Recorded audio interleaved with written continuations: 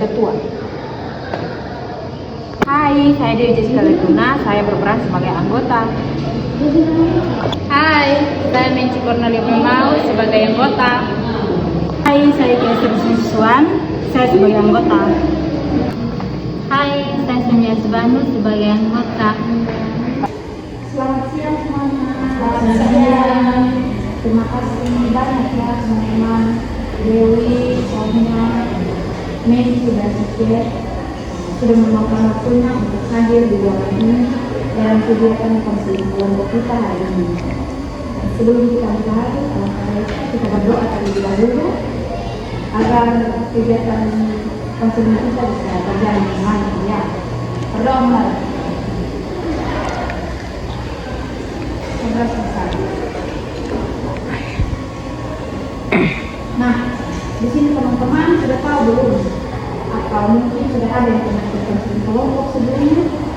Kalau saya pribadi belum pernah, ini pertama kali maka. Sama Kak, saya juga baru pertama kali.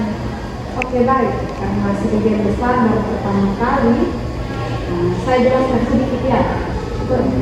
Konseling kelompok ini adalah layanan bimbingan di mana kita memanfaatkan dinamika untuk membahas dan memecahkan masalah pribadi yang mengganggu produktivitas dan kehidupan kita sehari-hari. Di sini kita bebas berpendapat, tapi ada asas-asas yang harus kita jaga. Yang paling penting adalah asas kemanusiaan. Apapun yang kita ceritakan di sini cukup tinggal di dalamnya saja ya. Lalu ada asas kesukarelaan atau keterbukaan. Bagaimana? Setuju kok? Setuju juga. Baik, terima kasih atas kesepakatannya. Saya kira kalian masih keras semua. Biar kita lebih relax, kita masih breathing dulu. Kalau saya bilang konseling kelompok, teman-teman jawab saling bantu, saling jaga, sambil tangannya diketahui dulu. Oke, sudah mengerti kok? Mengerti. Konseling kelompok, saling bantu, saling jaga. Oke, baik. Bagus sekali. Apakah teman-teman sudah siap? Apakah yang bahas lebih dalam? Yang pertama sudah. Oke, seperti yang sudah kita sepakati di awal, saat pengambilan tema hari ini akan membahas masalah yang sangat kami yang dilakukan kita sebagai mahasiswa, yaitu hubungan antara ketentuan HP dengan penurunan produktivitas penyelesaian tugas kuliah. Siapa nih yang mau cerita duluan? Bagaimana HP bisa mempengaruhi tugas kuliah? Oke, silakan. Jadi begitu. Hari ini kita sudah susah sekali menyelesaikan tugas tepat waktu. Saya paling mau mengerjakan tugas di laptop, tapi saya selalu ada di sebelah saya. Jadi kalau kita ada di laptop dan di sebelah saya buka. Niatnya cuma tapi ternyata sudah lewat dari 2 jam. Akhirnya harus terbengkalai. Baik, jadi ini masalah transaksi pakai media sosial di HP. Kalau ini bagaimana? Kalau saya dia bilang, tapi dapatnya tidak tidur. Saya sering scrolling HP, saya tidak tidur. Akibatnya, akhirnya saya mengantuk, tidak fokus kuliah dan kalau mengerjakan tugas, rasanya otak sudah hilang sekali. Produktivitasnya saya menurun drastis. Bahkan ada satu tugas minggu lalu yang belum saya kerjakan. Wah, sekarang terang dan tugas tidak kumpul ya. Jika yang sama ada yang melakukan hal yang sama atau punya pola yang berbeda.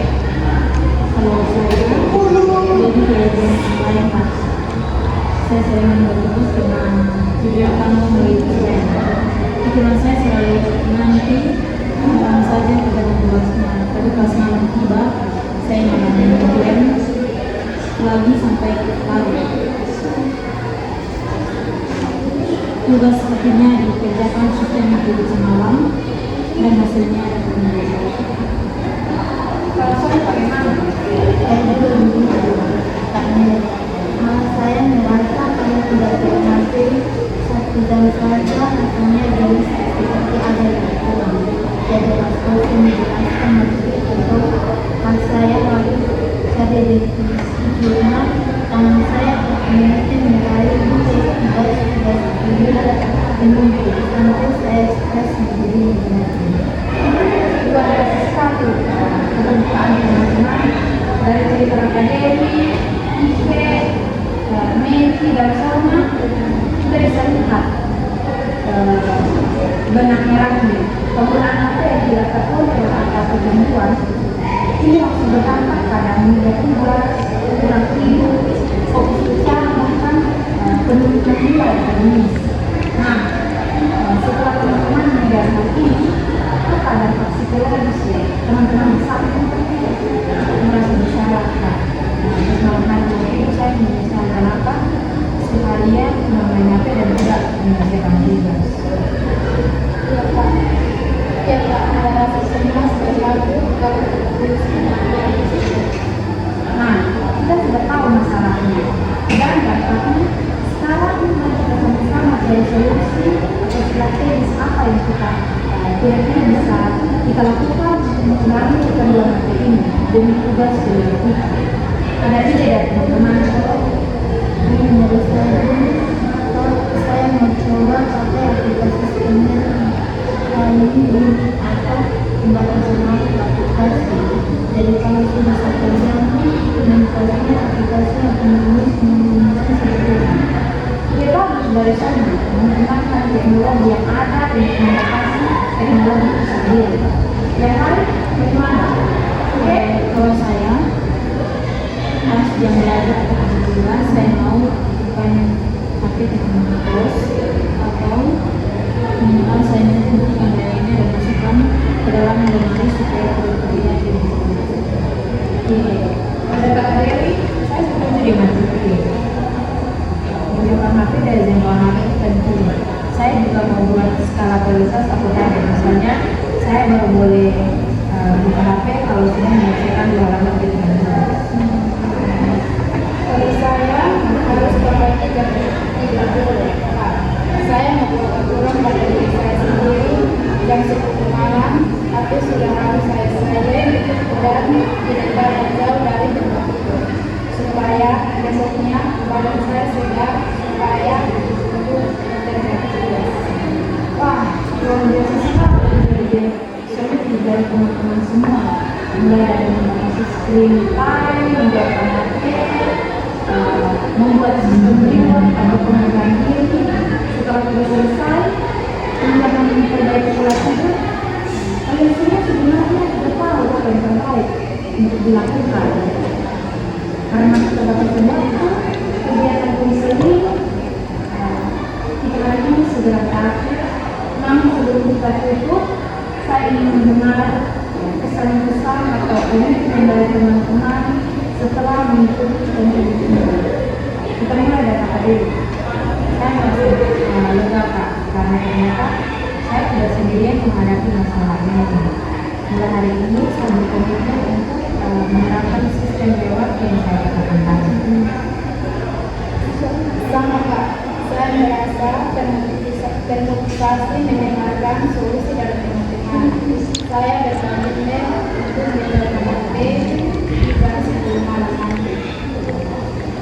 Konten ini sangat menjelaskan saya kalau game bisa merusak masa depan kuliah saya. Kalau tidak dikontrol, saya akan membersihkan sampai jadi masalah. Pesan saya kegiatan ini sangat sesuai dengan hidupku. Saya siap menunggu aplikasi kebebasan waktu. Terima kasih atas komitmen yang luar biasa dari teman-teman sekalian. Saya yakin dengan minat yang kuat, produktivitas tugas kuliah kalian akan kembali meningkat dan membaik. Kita akan bertemu lagi di depan di jam yang sama untuk melihat perkembangan dan komitmen yang sudah dibuat hari ini ya. Baik. Oke. Baik, mari kita tutup kegiatan hari ini dengan doa penutup. Berdoa mulai.